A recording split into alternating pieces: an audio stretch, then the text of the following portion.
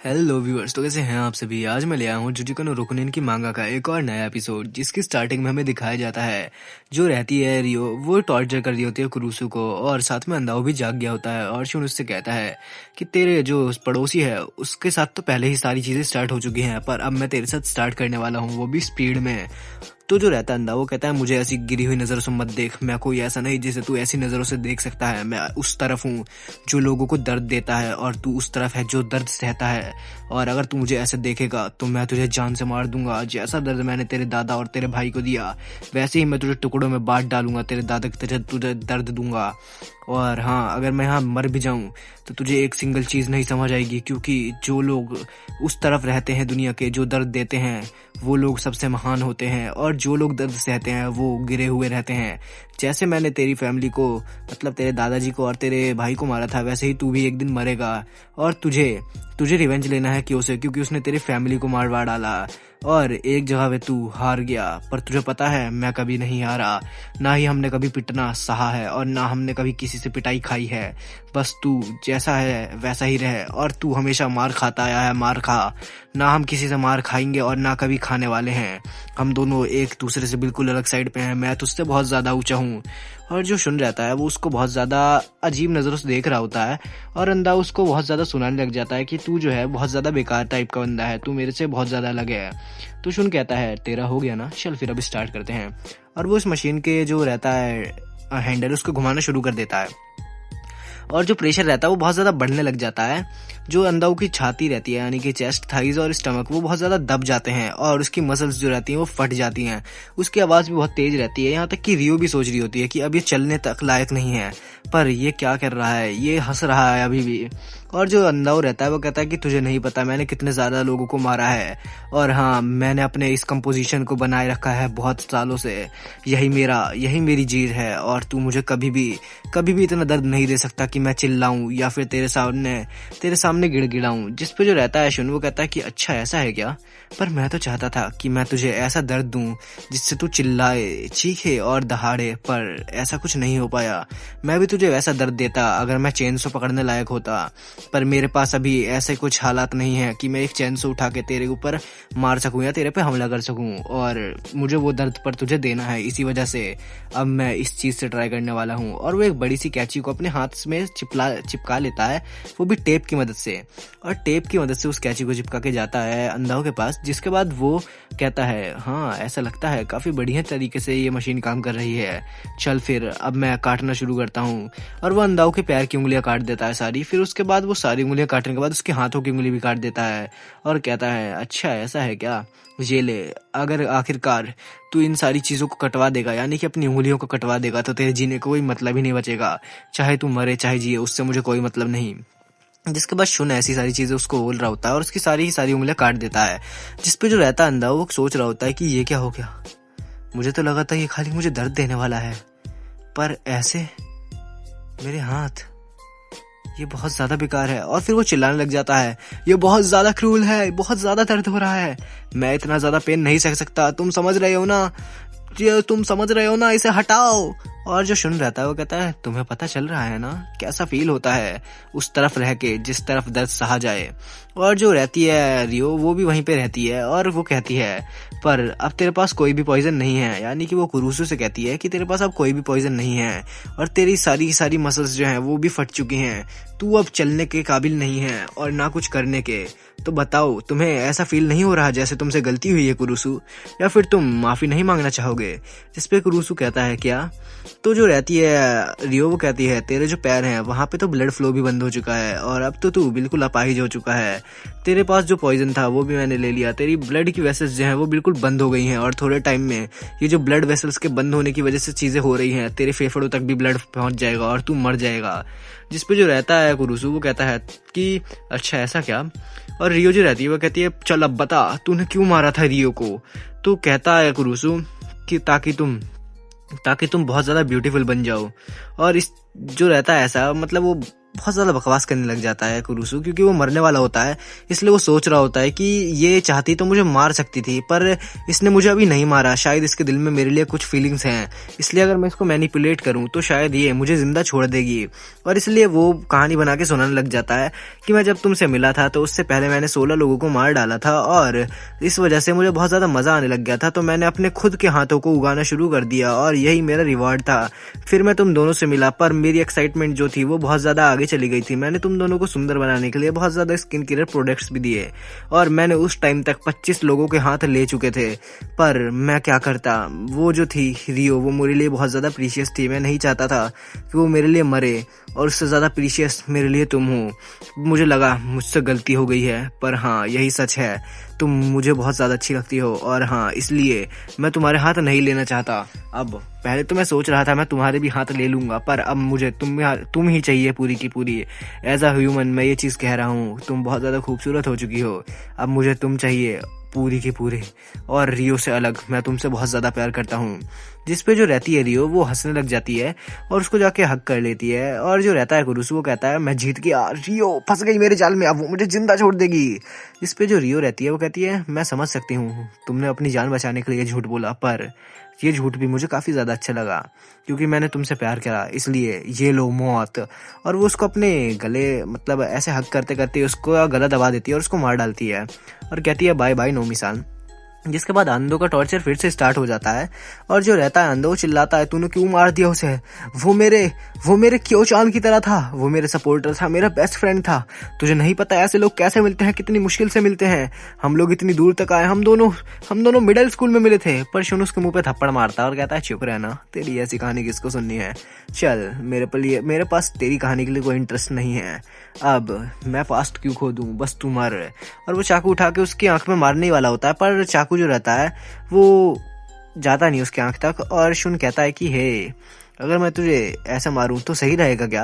और वो बिल्कुल मारने ही वाला होता है, पर चाकू उसके हाथ से गिर जाता है, क्योंकि उसके हाथ पे ग्रिप नहीं बन रही होती, उसके नाखून टूट चुके होते हैं। और रियो कहती है शुन कुन। इस पे शुन कहता है क्या हो रहा है, मेरे हाथ इनसे ताकत नहीं है। और अंदाव चिल्लाने लग जाता है मुझे पता था तेरे पास ताकत नहीं है, तू उस साइड है जो लोग दर्द सहते हैं, और मैं उस साइड हूँ जो दर्द देता है। तू कभी भी नहीं पहुंच सकता क्योचान तक अगर तू मुझे मौत भी नहीं दे सकता एक अच्छे ढंग से अपने हाथों से। जिस पर शुन कहता है हाँ सही बात है, मैं तुझे मारना तो अपने हाथों से ही चाहता था, पर मैं इस चीज में अब कुछ भी नहीं कर सकता, ये मेरी गलती है, मैं अपने हाथों को इस्तेमाल नहीं कर पा रहा। और वो शुन जो रहता है वो अंदाव के ऊपर गैसोलीन फेंक देता है और कहता है चल फिर अब मैं तुझे मौत तक जलाऊंगा जब तक तू जल के मर नहीं जाता। और फिर वो आग लगा देता है अंदाव के ऊपर, अंदाव जलने लग जाता है और चिल्ला रहा होता है सेव कर लो मुझे, कोई तो बचा लो, क्योचान बचाओ मुझे, क्योचान। और वो चिल्ला रहा होता है और कहता है शुन तुम जो थे वो हमेशा ही रिसीविंग साइड पे थे, और हाँ मैं था जो इस बार देने वाली साइड पे था, यानी कि दर्द देने वाली साइड पे, तुम गलत मत समझना, और अब तू मर चुका है। जिसके बाद जो रहता है अंदव, उसके साथ साथ वो पूरा घर भी जल रहा होता है, और वहाँ पे पूरी सारी चीज़ें लकड़ी की थी, तो वो सारी चीज़ें जल भी रही होती हैं बहुत ज़्यादा जल्दी। जिस पर शुन जो रहता है वो जा रहा होता है, तो रियो कहती है मैं कुछ भूल गई, बस तुम मेरे साथ चलो। जिसके बाद वो शुन के साथ जाती है और एक हाथ उठाती है जो कि रियो का रहता है, यानी कि उसकी बहन का, और वो उस हाथ को उठा के वहाँ से ले जाती है। जिसके बाद हमें वही बॉडी बिल्डर दिखाया जाता है जो कह रहा होता है हर जगह आग लग गई, अब मैं क्या करूँ। और फिर उसका एक साथी कहता है यहाँ से निकलो, हमें यहाँ से बोट लेके भागना होगा। जिसके बाद वो सारे के सारे जो लोग रहते हैं वो वहाँ से बोट लेके भाग जाते हैं, और रियो जो रहती है वो भी शुन को लेके आ जाती है, या फिर कह लो शुन रियो को ले आया, या फिर दोनों साथ में आ गए। जिसके बाद वो लोग भी आके बोट पे बैठ जाते हैं, और जो इजलैंड रहता है वो बहुत बढ़िया तरीके से जल रहा होता है एकदम अच्छे से। और जो रहता है रियो, मतलब रियो नहीं, सारे के सारे लोग, वो सारे लोग भी चढ़ जाते हैं एक बड़ी सी क्रूज शिप पे, और वहां से निकलने लग जाते हैं, और पूरा का पूरा आइलैंड खाली हो जाता है और जलने भी लग जाता है। शुन जो रहता है वो अपने दादाजी की दी हुई नाइफ को देखता है और कहता है तुमने अपना काम पूरा करा, अब मैं जानूंगा अंदाओं के फोन से शिकोकू के बारे में। जिसके बाद हमें दिखाया जाता है जो शुन रहता है वो घर पहुंच चुका होता है, और उसकी जो इंजरीज भी रहती हैं वो भी ठीक हो गई होती हैं। और इस टाइम पे बहुत ज़्यादा ही ऐसे न्यूज़ आ रही होती है कि बहुत सारी लड़कियां किडनैप हो रही हैं और गायब हो जा रही हैं, और जो लोग हैं वो बहुत ज़्यादा अजीब अजीब तरीके से चीज़ें कर रहे हैं। और फिर जो रहता है कितामी, वो एक और न्यूज़ दिखाता है जहाँ पे वो आइलैंड जल गया, और जो सुन रहता है वो कहता है हाँ ये न्यूज़ तो काफ़ी ज़्यादा फेमस हो चुकी है, जिस पर अंदाज जो रहता है उसकी बात भी वो लोग याद करते हैं। और कहता है कितामी कि तुम्हें नहीं लगता कि हमारा जो अपोनेंट है वो कुछ ज़्यादा ही ताकतवर है? जिस पर शुन कहता है हाँ है तो सही, पर मुझे अभी ढूंढना पड़ेगा, बहुत ज़्यादा चीज़ें ढूंढनी है मुझे, अभी मुझे जानना है रियो के बारे में भी, वो भी काफ़ी ज़्यादा मिस्टीरियस है। जिसके बाद वो लोग रियो से मिलने जाते हैं, जिस पे रियो कहती है तुम्हारा शुक्रिया, मैं अब चलती हूँ और मेरे को अभी अपना पूरा का पूरा संसार बसाना है। जिस पे जो रहता है कितामी उसको कहता भी है कि अगर तुम्हारे पास कोई जगह जाने के लिए नहीं है तो तुम हमारे पास रुक सकते हो, तो वो मना कर देती है और फिर कहती है मैं चलती हूँ, और जब ये सारी चीज़ें ठीक हो जाएंगी तो सुन मैं तुम्हारे साथ रहूंगी, हम लोग साथ में रहेंगे, ठीक है ना? हम लोग काफ़ी ज़्यादा सेम हैं, तुम्हें से बाद में मिलती हूँ अब मैं। जिसके बाद हमें दिखाया जाता है शुन पहुंच गया होता है वहीं पे, यानी कि कितामी के पास, और वहाँ पे हानुको आती है भाग के डॉक्टर की और नर्स वाली ड्रेस पहन के, जो आते ही कहती है अब मैं तुम्हें ट्रीट करूंगी, और वो पता नहीं कैसे ट्रीट करने के बारे में बोल रही होती है। कहती है चलो फिर मैं तुम्हारे बैंडेजेस और सारी की सारी चीज़ें ठीक करती हूँ, और तुमने देखा मेरे अंदर क्या चेंज आया है, और मैंने अपनी चीज़ चेंज कर ली है, तुम देख सकते हो मैं कई जगह से चेंज हो चुकी हूँ। और जो शुन रहता है उसकी नज़र हाँ यहीं रहती है जहाँ तुम देख रहे हो, और शुन सोच रहा होता है एक खाई, एक बहुत गहरी खाई, मैंने ये चीज़ नोटिस नहीं करी, क्या करूँ मैं, नहीं मैंने ये चीज़ नोटिस नहीं करी। और जो रहती है कवाना वो बोल देती है हाँ तुम्हारा हेयर स्टाइल, और शुन ने भी ये चीज़ नोटिस नहीं करी होती, वो तो पता नहीं कहाँ देख रहा होता है।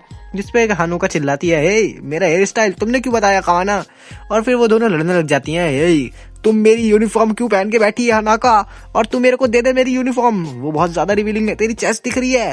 जिसपे जो रहता है अपना कितामी वो आ जाता है और कहता है कि हे शुन तुम कुछ ज़्यादा ही पॉपुलर नहीं हो लड़कियों के बीच में, चलो फिर हम देखते हैं आखिरकार शुन की पत्नी कौन होने वाली है। जिसपे शुन कहता है क्या हम ऐसा कुछ करने वाले हैं, ये तो बहुत बेकार है।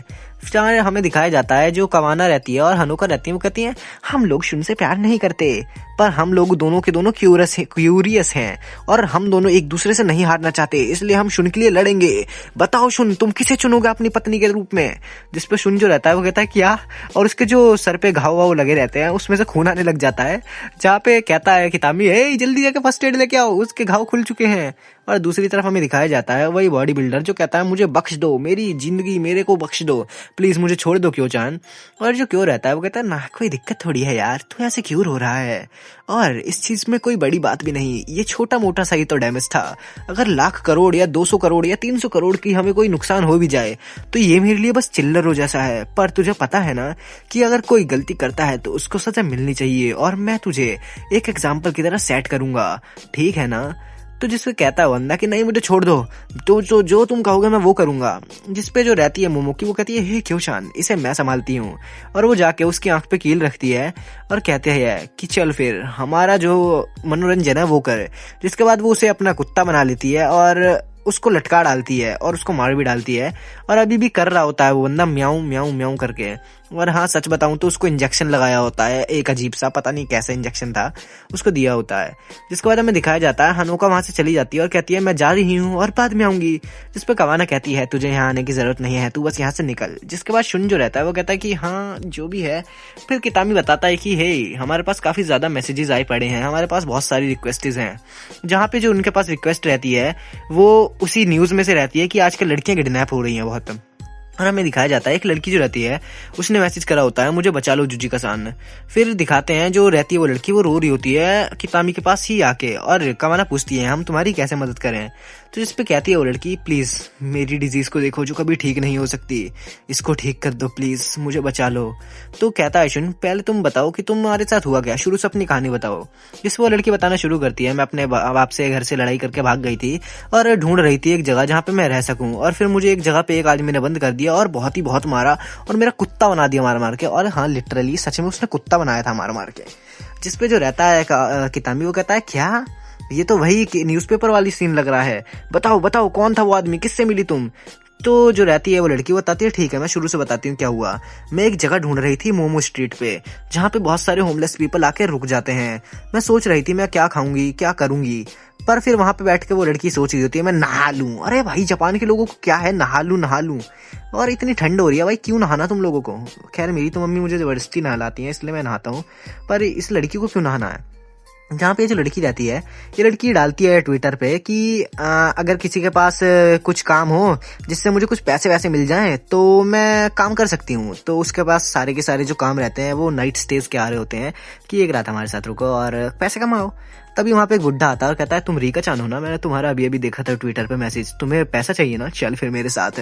पर तभी पीछे से एक हैंडसम सा बंदा आता है और कहता है हे तू कैसे देख रहा है बे बुड्ढे, चल यहाँ से निकल, और हाँ ये जो तेरी बदबूदार सांसें हैं इन्हें ठीक करके आना अगली बार, निकल जाए यहाँ से। जहाँ पे बुड्ढा भाग जाता है और वो बंदा कहता है हे यहाँ पे ऐसे बहुत सारे लोग घूमते रहते हैं, तुम्हें ऐसे नहीं घूमना चाहिए, अगर तुम्हें कोई दिक्कत ना हो तो तुम हमारे साथ चल सकती हो। जिसपे रीका हाँ कर देती है और सारे लोग उसे एंजल एंजल बुला रहे होते हैं। और जो किंग रहता है उसके साथ एक लड़की रहती है हिरोको नाम की, जो कहती है हाँ चलो कोई दिक्कत नहीं होगी। जिसके बाद वो लोग पहुंच जाते हैं उसी जगह पे और सोच रही होती है रीका कि मुझे लगता है मैं इन पे ट्रस्ट कर सकती हूँ, यहाँ पे कोई दिक्कत भी नहीं है और यहाँ पे सारी की सारी फैसिलिटीज भी हैं। और ये जो किंग है ये एक अच्छी खासी यूनिवर्सिटी में जाता है, तो मुझे नहीं लगता कि इसे कोई दिक्कत होगी और कुछ होने वाला है अलग यहाँ पे। पर जब वो वहां पे पहुंचती है तो वहां पे 3-4 लड़कियां और रहती हैं जिन्हें कुत्ते वाली ड्रेस पहना रखी होती है, या फिर कह लो कि सर पे उनके हेडबैंड लगा रखा होता है एक कुत्ते वाला, और उनको कॉलर भी पहना रखा होता है गले में। फिर उसके बाद जो रहता है किंग रीका के सर पे मारता है और उसको बेहोश करके उसको भी कुत्ता बना देता है अपना।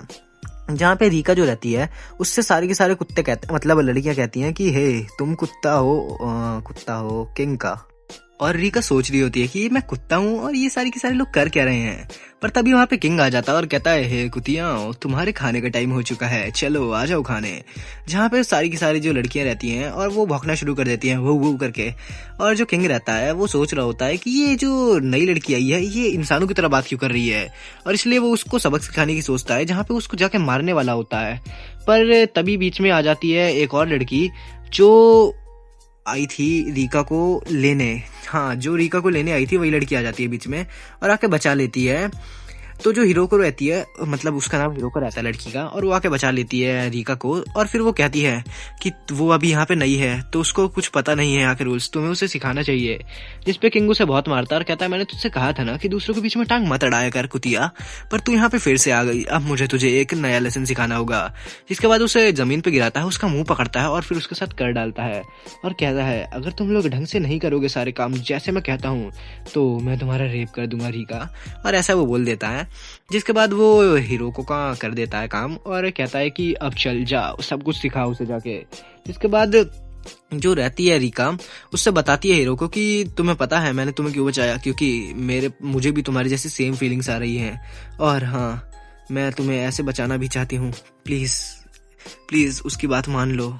और जिसके बाद जो रहती है रीका वो तो बच जाती है, पर किंग जो था वो हिरोको के लिए और भी ज्यादा वायलेंट हो जाता है। वो रोज आता है हिरोको को मारता है, उसको ढंग से खाना भी नहीं देता और उसके साथ बहुत कुछ भी करता है और उसको बहुत ज्यादा मारने पीटने लग जाता है, पता नहीं क्यों, पर बहुत ज्यादा गुस्सा आने लग जाता है उसे रीका पे नहीं हिरोको पे।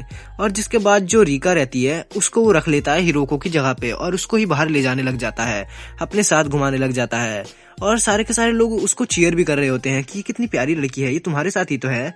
और जो हिरोको रहती है उसको भुला के रीका अपने बारे में ही सोचने लग जाती है, बहुत ज्यादा सेल्फिश हो जाती है कि हाँ भाई ये किंग तो मुझे कितने अच्छे से ट्रीट कर रहा है, मैं ही यहाँ पे बढ़िया हूँ और मुझे बहुत ज्यादा स्पेशल फील हो रहा है, चाहे मैं बाहर हूँ चाहे अंदर हूँ, किंग मुझे कुछ भी नहीं कहता।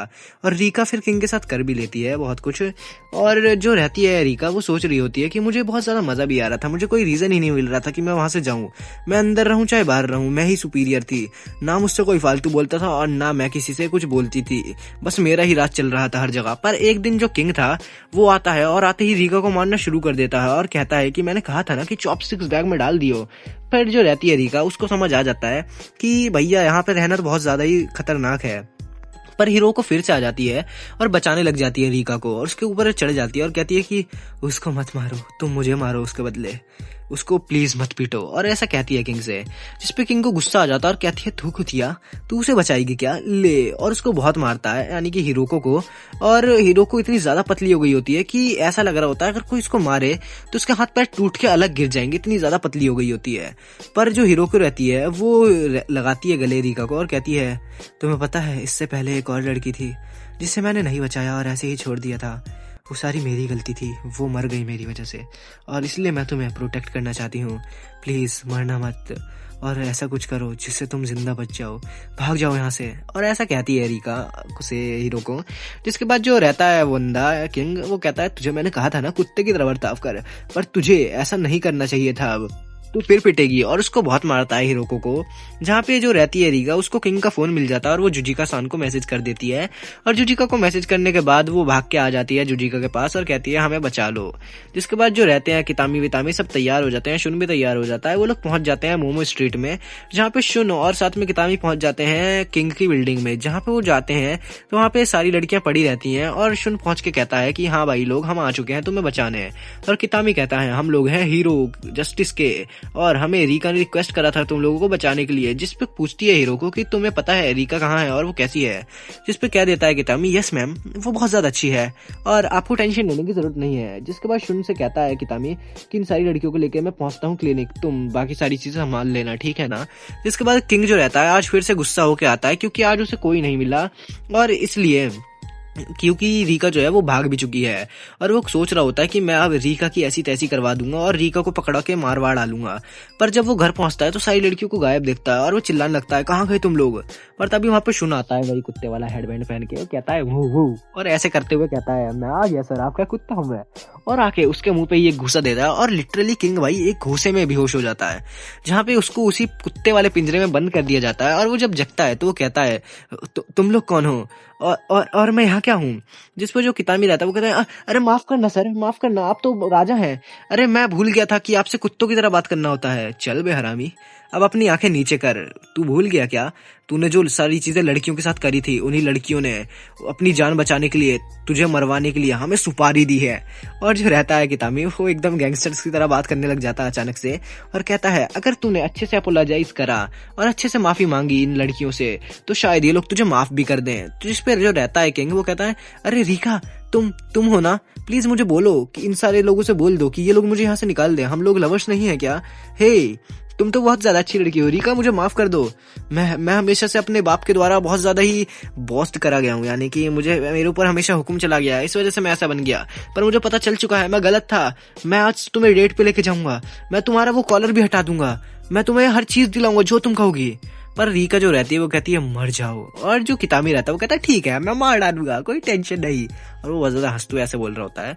जिसपे जो रहता है किंग वो कहता है तुम मुझे मारोगे क्या हरामजादो, मेरा जो बाप है वो पार्लियामेंट में है, उसके याकूजा के साथ बहुत ज्यादा तगड़े कनेक्शन है, वो तुम्हें ढूंढ के मरवा डालेगा जान से। जिसपे जो सुन रहता है वो बैठता है नीचे और कहता है क्या बे हरामी, तुझे एकदम इंसान की तरह बात करने की इजाजत किसने दी, तू समझा नहीं, चल कुत्तों की तरह बात कर। जिसमें कितामी कहता है आज मैं इसे पनिशमेंट दूंगा, आज तुम्हें कुछ भी करने की जरूरत नहीं है शुन, और शुन कहता है ठीक है। इसके बाद कितामी जो रहता है वो कहता है तुम्हें पता है मेरे जो दादा थे वो भी एक डॉक्टर हुआ करते थे, उन्होंने बहुत ज्यादा पैसा कमाया पर उन्होंने कभी उड़ाया नहीं, ना उन्होंने कोई महंगी कार खरीदी ना कोई बड़ा काम करा, बस उन्होंने बहुत अंधा पैसा कमाया, उनके पास इतना पैसा था वो चाहते कि तेरे बाप से भी ऊपर कुछ खरीद सकते थे, पर उन्होंने कभी ऐसा नहीं करा। तुझे पता है वो लोग जो लोग कार वार खरीदते हैं वो बेवकूफ होते हैं, और तुम्हें पता है मेरे जो दादाजी थे उनके पास काफी सारा कलेक्शन भी था बहुत बढ़िया बढ़िया तरीके का, और उसमें से एक चीज मेरे पास भी है अभी, और वो चीज है ये देख ले तू। और हाँ इन कीड़ों का नाम बहुत ज्यादा अजीब था तो मैंने हेलोसिनेशन वाले कीड़े कह दूंगा, और या फिर तुम कह लो ये एक ऐसे कीड़े हैं जो कि ह्यूमन बॉडी के अंदर जाके ह्यूमन बॉडी को खा जाते हैं अंदर से। और जो रहता है कितामी वो कहता है तूने कभी इसके बारे में नहीं सुना होगा पर ये बहुत बढ़िया चीज है, ले अब तू इसे रखेगा। इसके बाद जो रहता है कितामी वो जो कीड़े रहते हैं उनके बारे में बताता है कि इन कीड़ों के बारे में ज्यादा कुछ रिसर्च भी नहीं हुई क्योंकि आज तक इसके खाली 18 केसेस ही आए हैं, और जिसमें से 6 जो थे वो जापान के थे, और ज्यादा कुछ इनके बारे में पता भी नहीं है किसी को, और ना इनका कोई क्योर है, यानी कि अगर तू एक बार इनसे इन्फेक्टेड हो जाए तो तू पक्का ही मरने वाला है। जिसपे चिल्लाने लग जाता है वंडा और कहता है कि ना छोड़ दो जी, मुझे जाने दो, तुम्हें मार डालूंगा वरना मैं। और जो रहता है कितामी वो कहता है अच्छा देखते हैं कौन मरेगा। जिसके बाद वो करता है किंग को बेहोश, उसके शरीर को फाड़ता चीरता है, टाँके लगाता है और अंदर उन कीड़ों को डाल देता है। और फिर जो रहता है किंग, उसे एक बात याद आती है कि कितामी ने कहा था अगर ये कीड़े तुम्हारे अंदर घुस जाएं तो एक ही तरीका है इनसे बचने का, इन कीड़ों को अपने शरीर से बाहर निकाल दो। पर जो कीड़े रहते हैं वो खाना शुरू कर देते हैं उस बंदे को अंदर ही अंदर से, और जो रहता है किंग वो सो जाता है, पर उसके अंदर से कीड़े बाहर आने लग जाते हैं उसको अंदर से फाड़ते हुए, जिसपे किंग चिल्लाने लगता है और कहता है दर्द हो रहा है।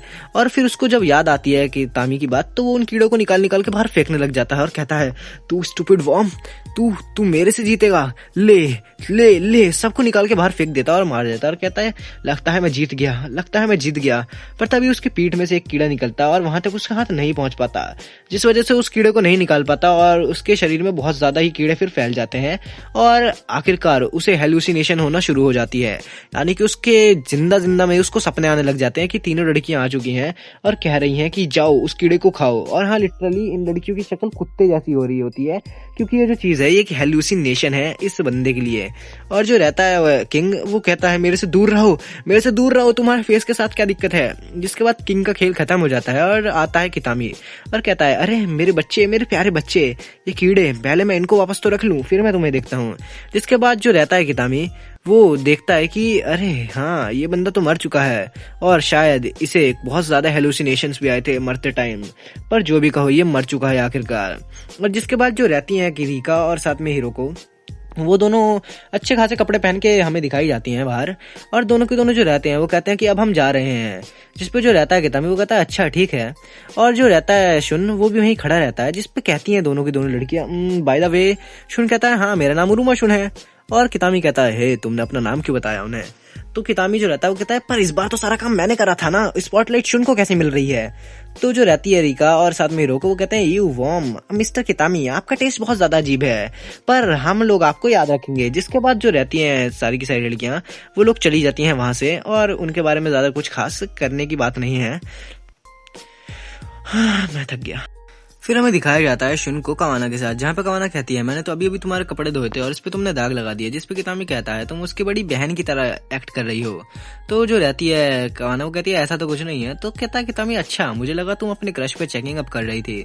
जिस पे कवाना वहां से भाग जाती है और कहती है मुझे कुछ याद आ गया, मैं जा रही हूँ। और शुन जो रहता है वो कहता है कि अरे यार इस चीज का कोई भी काम नहीं था, और वो अंदाऊ के फोन के बारे में बात कर रहा होता है, क्योंकि उसका जो फोन था वो नहीं खुल रहा होता। और शुन कहता है मैंने इसको खोलने की ट्राई भी करी, पर इसका सारा का सारा डाटा खत्म हो चुका है, इसमें कुछ भी नहीं मिला। और जो रहता है कितामी, वो कहता है अच्छा ऐसा हुआ क्या, चलो कोई बात नहीं, हम कुछ और ढूंढेंगे। जिसके बाद एक बच्चा वहां पे आता है, और जो रहता है कितामी, वो कहता है तुम, क्या वो डीएम तुमने करा था। जिसपे कितामी कहता है अच्छा ये सीईओ एक अच्छी कंपनी का, तो ये तुम ही हो।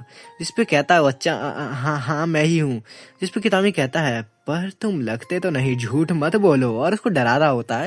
जिसपे बच्चा कहता है नहीं नहीं नहीं, मैं झूठ नहीं बोल रहा, मेरे पास बहुत सारा कैश है और मेरे पास कार्ड भी है, मैं तुम्हें सब कुछ दे दूंगा पक्का। और ऐसा कहता है वो बच्चा। जिसपे जो कहता रहता है कितामी, वो कहता है अच्छा तो दो फिर कार्ड वार्ड निकालो। जहाँ पे उस बच्चे के पास पूरे के पूरे 3 कॉइन रहते हैं और एक पोकेमॉन कार्ड रहता है। और इस चीज को देख के कितामी का दिमाग खराब हो जाता है और सोच रहा होता है कितामी कि अरे यार ये क्या बच्चा हो गया, ये मैं क्या ले आया ये। जहाँ पे हमें दिखाया जाता है दूसरी तरफ कुछ लोग बात कर रहे होते हैं उस किंग के बारे में, जो कि उसके बारे में फैल चुकी होती हैं बहुत सारी रूमर्स की भैया वो किडनैप करता है लड़कियों को और बंद करके रखता है। और कुछ लोग इस बारे में पूछताछ कर रहे होते हैं एक लड़की से, जहाँ पे वो लड़की बताती है हाँ मैंने सुना तो था, पर जुजिका सान ने जो है उसे बंदे को मार डाला है, और इसलिए अब वो बंदा यहाँ पे नहीं रहता, तो हम लोग यहाँ पे आराम से मजे कर सकते हैं। वैसे तुम लोग कौन हो डिटेक्टिव। और हमें दिखाया जाता है वो दोनों जो रहते हैं अंजाई और ओतो रहते हैं, जहाँ पे जो रहती है अंजाई, वो कहती है अच्छा आपके कॉर्पोरेशन के लिए आपका शुक्रिया।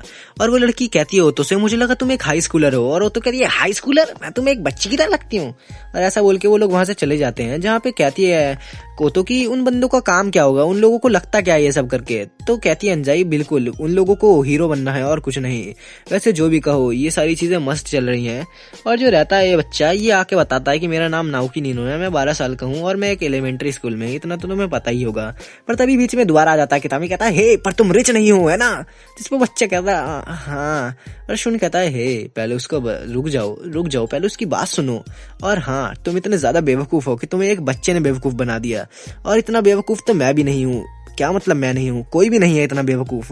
500 मिलियन यानी कि नेटवर्थ, 3000 यार्ड्स का एक लैंड ऑनर। भैया ये तो साफ साफ झूठ है, तुम्हें ये समझ नहीं आता क्या कितामी? और कितामी कहता है हाँ हाँ मैं समझ गया, आप इतनी ज्यादा बेइज्जती मत करो बच्चे के सामने। जिस पे वो बच्चा कहता है हाँ अगर तुम मुझे सीरियस लो तो मैं तुम्हें अपनी सारी बात बताऊंगा। तुम्हें पता है कि मेरी जो लाइफ है वो मेरी बहन है, और तुम्हें पता है मैं बहुत ज्यादा बुली हो रहा हूँ। जो मुझे बुली कर रहा है उसका नाम नागुमो है, और वो बहुत ज्यादा हरामखोर पर्सन है। वो मेरे बहुत ज्यादा एविल है, वो बहुत ज्यादा मारता है मेरे को, इतना ज्यादा मारता है और कि मैं तुम्हें क्या बताऊं। वो कहता है कि मैं तुम्हें और ज्यादा तड़पाऊंगा, और तुम्हें पता है उसने मुझे जो एक बार ये भी कहा था कि मैं तुम्हारी बहन को मार डालूंगा। मैं ठीक रहूंगा, मुझे कोई दिक्कत नहीं है, मुझे कोई प्रॉब्लम नहीं है, बस मेरी बहन न मरे।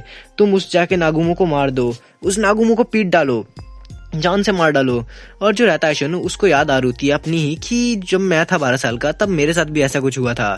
जिस पे जो रहता है कितामी वो कहता है कि अच्छा ऐसा क्या, पर मैं ऐसा नहीं कर सकता, मैं हाई स्कूलर्स के बुलिस के लिए मैं कुछ नहीं कर सकता, ना एलिमेंट्री स्कूल के बुलिस के लिए कुछ कर सकता।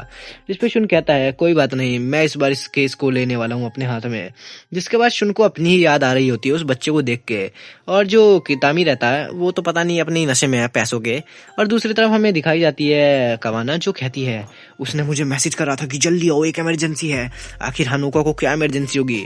और जब वह हानोका के पास पहुंचती है कवाना, तो वहां पे हमें दिखाया जाता है हानोका फ्रंट मैगजीन के पेज पे आई होती है, और यही इमरजेंसी होती है इस हानोका की। वो दिखाना चाह रही होती है कि भैया देखो मैं तो बिकनी मॉडल हूँ, और मेरी बिकनी का एड सबसे टॉप पे आया है मैगजीन में, तुम देख सकती हो, और मैं ही अब उरूमा के लिए बढ़िया हूँ, मैं उसकी पत्नी बनने वाली हूँ, इसलिए मैंने तुम्हें यहाँ बुलाया।